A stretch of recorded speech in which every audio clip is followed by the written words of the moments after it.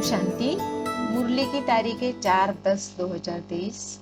मीठे बाप दादा कहते हैं, मीठे बच्चे, निश्चय करो कि हम आत्मा है, यह हमारा शरीर है, इसमें साक्षात्कार की कोई बात नहीं। आत्मा का साक्षात्कार भी हो तो समझ नहीं सकेंगे।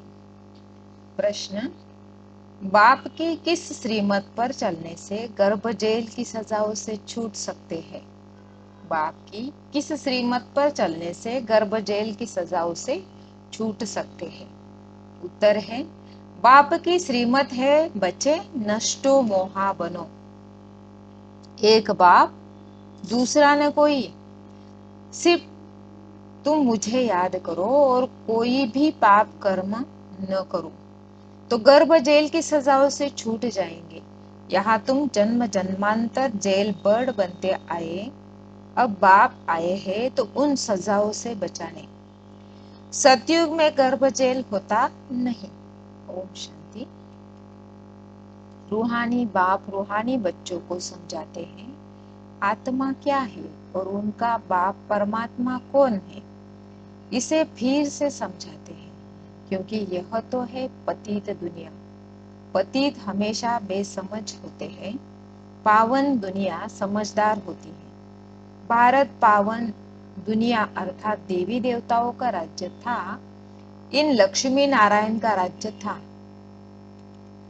बड़े धनवान सुखी थे, परंतु भारतवासी इन बातों को समझते नहीं। बाप परम पिता अथवा रचता को ही नहीं जानते। मनुष्य ही जान सकते हैं, जानवर तो नहीं जानेंगे ना।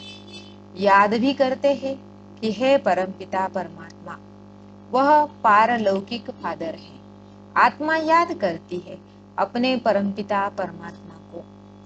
इस शरीर को जन्म देने वाला तो लौकिक फादर है और वह परमपिता परमात्मा है, पारलौकिक फादर, आत्माओं का बाप।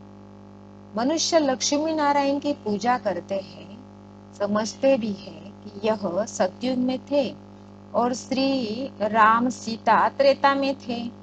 बाप आकर समझाते हैं बच्चे, तुम मुझ पारलौकिक बाप को जन्म जन्मांतर याद करते आए हो।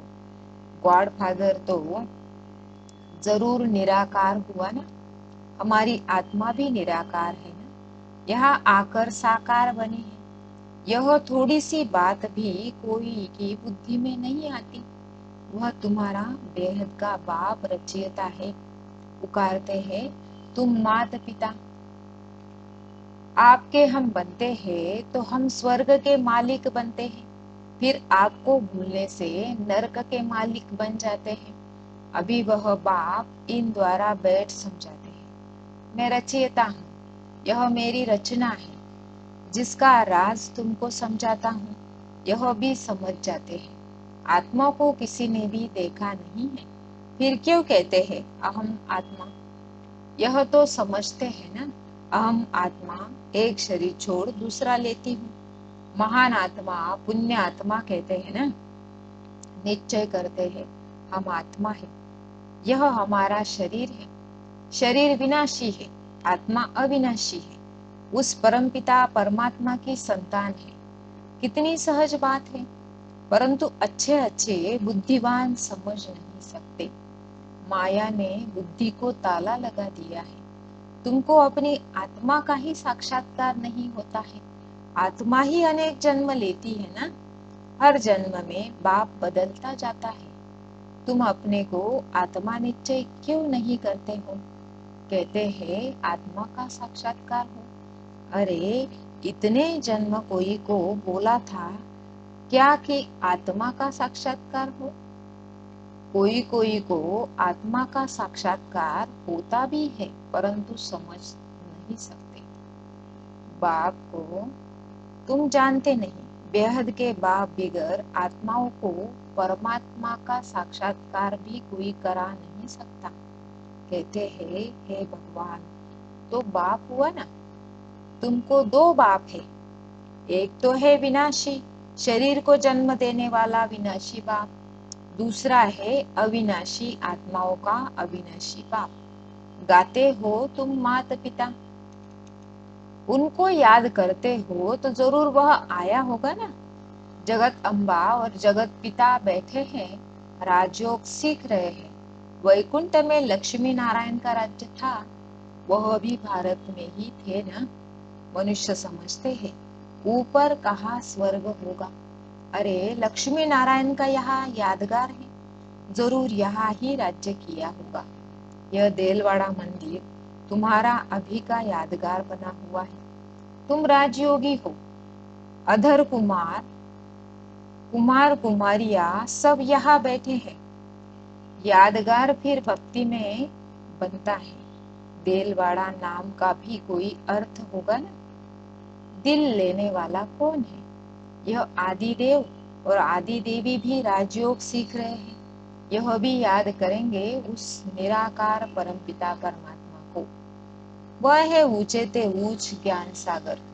इस आदि देव के शरीर में बैठ सब बच्चों को समझाते हैं यह मंदिर कब बना, क्यों बना, किन्हों का यह यादगार है, कुछ भी जानते नहीं। देवियों आदि के कितने नाम लेते हैं, काली, दुर्गा, अन्नपूर्णा। अब सारे विश्व की अन्नपूर्णा कौन होगी? कौन सी देवियां अन्न की पूर्ति करती हैं? तुम जानते हो, भारत स्वर्ग था, वहां तो अथाह वैभव रहते थे। जबकि अभी ही 80-90 वर्ष पहले 10-12 आने मन अनाज मिलता था, तो उससे पहले कितनी सस्ताई होगी। सतयुग में तो अनाज आदि बहुत सस्ता अच्छा होता है, परंतु यह भी कोई समझते नहीं। बाप आकर तुम आत्माओं को पढ़ाते हैं। आत्मा इन कर्मेंद्रियों से सुनती है। आत्मा को यह आंखें मिली है देखने के लिए, कान मिले हैं सुनने के लिए। बाप कहते हैं मैं निराकार भी इस शरीर का आधार लेता हूँ। मुझे सदैव शिव ही कहते हैं। मनुष्यों ने बहुत नाम रखे हैं, रुद्र, शिव, सोमनाथ, परंतु मेरा एक ही नाम शिव है। शिवाय नमः। भक्त भगवान को याद करते आए हैं। उनको 2500 वर्ष हुए हैं। भक्ति मार्ग में पहले अव्यभिचारी भक्ति थी, अभी तो तुमने ठिक्कर भीतर में डाल दिया है। अभी इस भक्ति का अंत है, सबको वापस ले जाने में आया हूँ। यह पुरानी दुनिया खत्म होनी है। बॉम्ब्स बने हुए हैं तो कितने में सब खलास हो जाएंगे। सतयुग में कितने, थोड़े सिर्फ 9 लाख होंगे, बाकी इतने सब कहाँ जाएंगे। यह लड़ाई अर्थक्वेक आदि होगी, विनाश तो जरूर होना है। यह है प्रजापिता। कितने ब्रह्मा कुमार कुमारियां हैं। ब्रह्मा का बाप कौन है? निराकार शिव। हम उनके पोत्रे पोत्रियां हैं। शिव बाबा से हम वर्षा लेते हैं, तो उनको ही याद करना है। याद से ही पापों का बोझा उतरेगा। तुम जानते हो, यह है ही विशेष पतित दुनिया। सतयुग है वाइसलेस दुनिया, वहां विष विकार होता नहीं। कायदे अनुसार एक ही बच्चा होता है, कभी अकाले मृत्यु नहीं होती है ही सुखदाम। यहाँ तो कितना दुख है, परंतु यह बातें कोई भी जानते नहीं। गीता सुनाते हैं, श्रीमद् भगवद गीता, भगवान वाच। अच्छा, भगवान कौन है? कहते हैं श्री कृष्ण। अरे वह तो छोटा बच्चा है, वह कैसे राजयोग सिखलाएगा। उस समय पतित दुनिया थोड़ी ही है। सदगति के लिए राजयोग सिखलाने वाला तो यहाँ चाहिए। गीता में लिखा हुआ भी है, रुद्र गीता ज्ञान यज्ञ। श्री कृष्ण गीता ज्ञान यज्ञ तो है नहीं। यह ज्ञान यज्ञ कितने वर्षों से चलता आ रहा है। इनकी समाप्ति कब होगी? जब सारी सृष्टि इसमें स्वाहा होगी। यज्ञ जब समाप्त होता है तो उसमें सब कुछ स्वाहा करते हैं ना। यह यज्ञ भी अंत तक चलता रहेगा। यह पुरानी दुनिया खत्म होने वाली है। बाप कहते हैं मैं कालों का काल हूँ, सबको लेने लिए आया हूँ। तुमको पढ़ा रहा हूँ कि तुम स्वर्ग के मालिक बनो। तुम जानते हो, इस समय सभी मनुष्य मात्र है सदा दुर्भाग्यशाली, सतयुग में थे सदा सौभाग्यशाली। यह फर्क सबको समझाना है। यहाँ आते हैं तो अच्छी रीति समझते हैं, फिर घर जाते हैं तो सब खलास हो जाता है।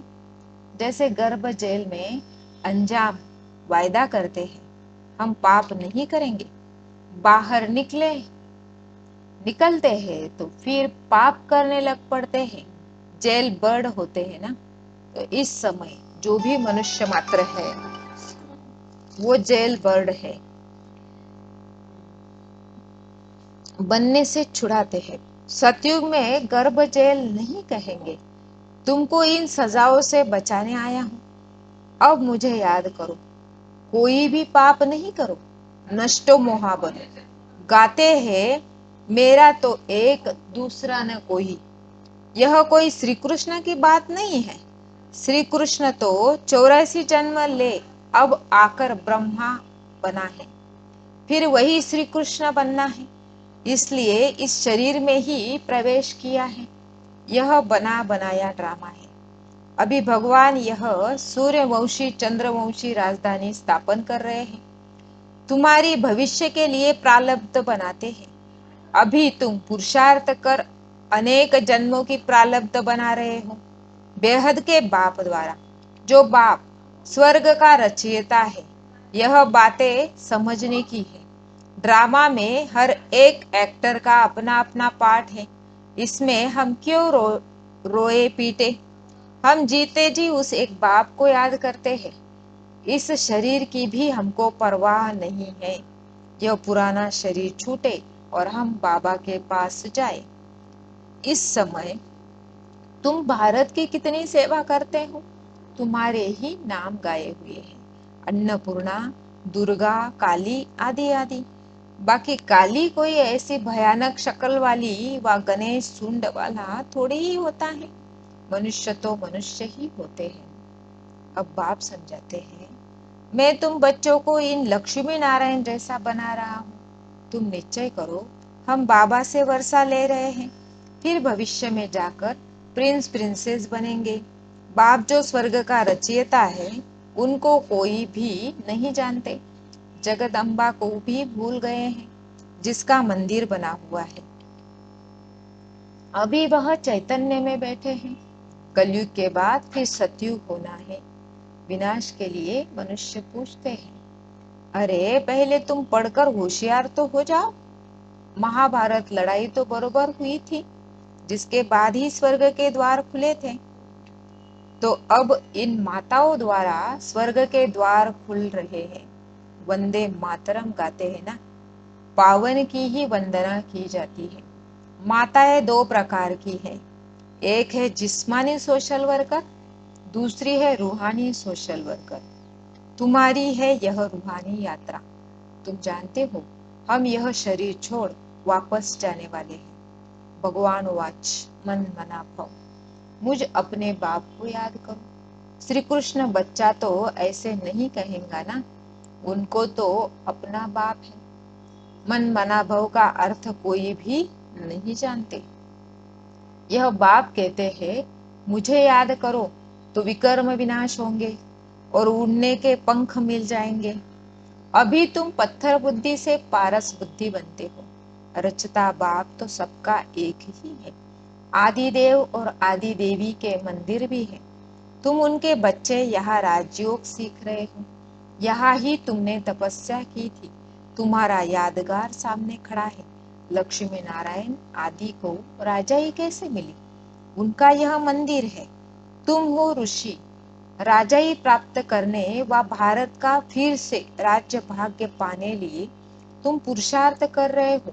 तुम भारत में स्वर्ग की राजाई स्थापन करते हो, अपने तन मन धन से सेवा करके। बाप की श्रीमत द्वारा तुम पतित रावण राज्य से सबको लिबरेट करते हो। बाप है लिबरेटर, दुख हरता सुख करता।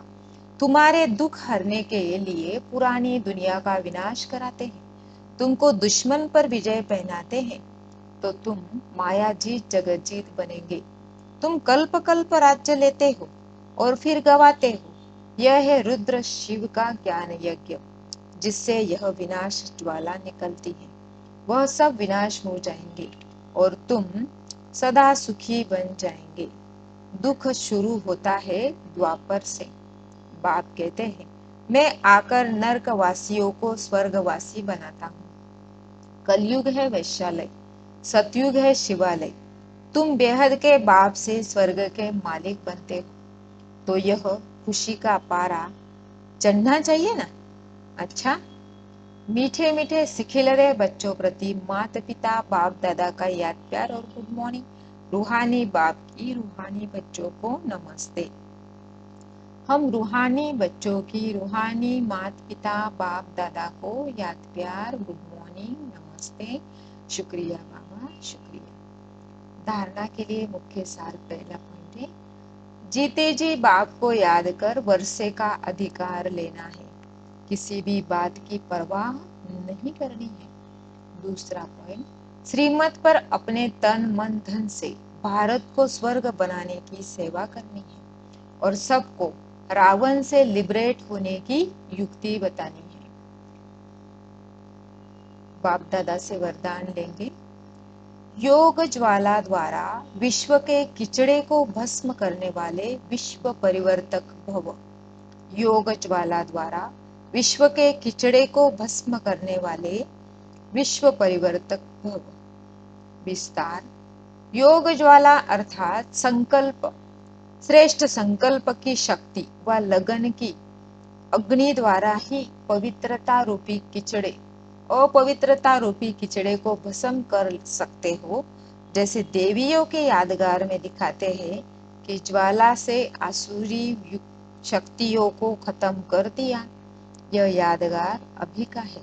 तो पहले ज्वाला रूप बन आसुरी संस्कार स्वभाव सब कुछ भस्म कर संपूर्ण पावन बनो, तब योग और पवित्रता की ज्वाला से विश्व के किचड़े को भस्म कर विश्व परिवर्तन के निमित्त बनेंगे। स्लोगन है, आज्ञाकारी वह है जो मन मत परमत से मुक्त रहे, सदा श्रीमत पर चलता है। आज्ञाकारी वह है जो मन मत परमत से मुक्त रहे, सदा श्रीमत पर चलता रहे। अच्छा, ओम शांति।